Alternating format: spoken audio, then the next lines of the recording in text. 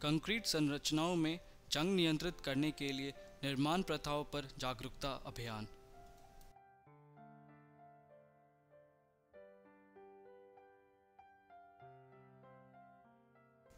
जंग लगना आज हर एक देश के लिए गंभीर समस्या है। अकेले भारत में जंग लगी इमारतों की मरम्मत में हर साल करीब 30,000 करोड़ रुपए खर्च किए जाते हैं। सुरक्षा चिंताओं के रूप में सरिये में लगा जंग बेहद गंभीर है, क्योंकि इससे इमारत के ढहने की संभावना बढ़ जाती है। जंग नियंत्रण में अग्रणी रूप से भाग लेने की जिम्मेदारी सभी श्रमिकों की है। जंग नियंत्रण, जंग का प्रभाव और क्या करे तथा क्या नहीं करे, इसकी जानकारी श्रमिकों को देना अनिवार्य है। हमारी सर्वेक्षण के दौरान एक बेहद अनुभवी श्रमिक से जंग के कारणों को पूछने पर उन्होंने कुछ ऐसा कहा। இந்த மாதிரி வெடிப்பு வந்தா என்ன ஆகுங்க? வெடிப்பு வந்ததுனாக்கா அந்த தண்ணி ஊற்றினாக்கா அந்த வெடிப்பு வந்து குச்சின்னு வெளியே வந்துடும். அந்த கம்பியில் துரு பிடிக்கும். அவ்வளோதான். இது ஏன் வருதுங்க? அது வருதுனாக்கா அந்த உப்பி உப்பி தண்ணி போய் இறங்குச்சுன்னா உப்பி உப்பி வெளியே வந்துடும், பிச்சுக்கிட்டு வரும்.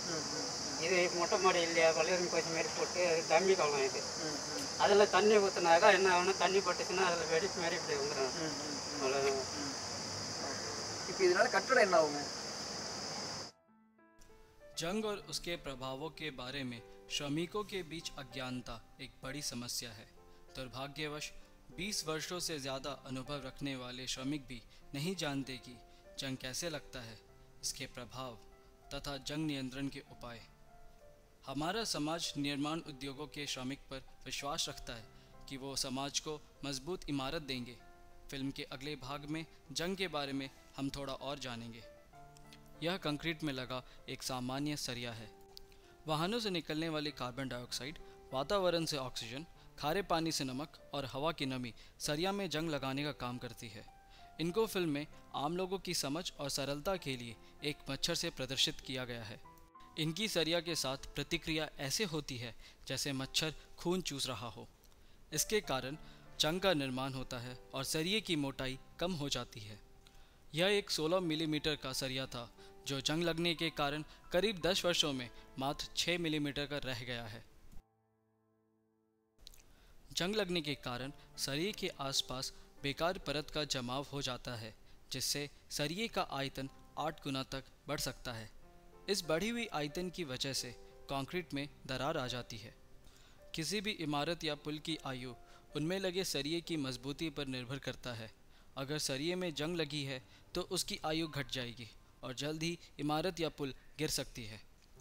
जैसा कि हम देख सकते हैं, दाहिनी तरफ का पुल जंग लगने से गिर चुका है, जबकि बाईं तरफ का पुल मजबूती से खड़ा है, क्योंकि उसमें जंग अभी तक नहीं लगा है। इसलिए अब ज़रूरत है कि हम सब जानें कि जंग को कैसे रोका जाए। जंग रोकने के कई उपाय हैं। उनमें से कुछ हैं जैसे कंक्रीट की क्वालिटी बढ़ाना, कंक्रीट आवरण को बढ़ाना या फिर जंग रोधक का उपयोग करना। सो आइए पहले समझते हैं कि कंक्रीट की क्वालिटी बढ़ाने से जंग कैसे खत्म होता है। कंक्रीट में पानी की मात्रा कंक्रीट की गुणवत्ता को प्रभावित करता है। सीमेंट में निर्देशानुसार पानी मिलाने से बेहतरीन गुणवत्ता वाली कंक्रीट बन सकती है। अक्सर देखा गया है कि श्रमिक हिसाब से ज़्यादा पानी मिला देते हैं ताकि कंक्रीट को अच्छे से घोल सके, मगर इससे कंक्रीट में काफ़ी सारे छेद हो जाते हैं और इन छेदों से खारा पानी या नमी अंदर आ जाती है और सरिये में जंग लग जाता है। आइए अब देखते हैं कंक्रीट आवरण को बढ़ाने से जंग नियंत्रण कैसे होता है। जंग लगाने वाली सामग्री कंक्रीट के कम आवरण से परिशीलित हो जाती है और जंग लग जाता है, जबकि ज़्यादा कंक्रीट का आवरण देने से जंग लगने की संभावना काफ़ी कम हो जाती है। अंत में समझेंगे कि जंग रोधक का उपयोग करना कैसे कारगर है। रासायनिक जंग रोधक सरिये के आसपास एक आवरण बना देता है, जिससे जंग लगने वाले पदार्थ सरिये तक नहीं पहुंच पाते हैं। रासायनिक जंग रोधक जंग लगाने वाले पदार्थों से प्रतिक्रिया करके उन्हें स्थिर कर देते हैं और फिर सरिया को उनसे कोई खतरा नहीं होता। जंग रोधक के इस्तेमाल का चलन निर्माण उद्योग में काफ़ी मशहूर हो रहा है। இப்போ இந்த வீடியோ பார்த்ததுக்கு அப்புறம் உங்களுக்கு இந்த இரும்பு எப்படி துருப்பிடிக்குது, கட்டிடம் என்னென்னலாம் ப்ராப்ளம் வரும்னு உங்களுக்கு புரிஞ்சுதா? இந்த வீடியோ பார்த்தா தான் எங்களுக்கு இப்போ தான் புரியுது, கட்டடம் எப்படி கட்டினா ஸ்ட்ராங் ஆகும்னு எங்களுக்கு தெரியல।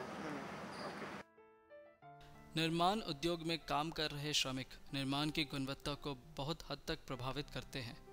इस फिल्म में जंग लगने के कारण, प्रभाव तथा जंग रोकने के उपायों को दर्शाया गया है। अब ज़रूरत है कि सारे श्रमिक जिम्मेदारी के साथ जंग रोकने में मदद करें।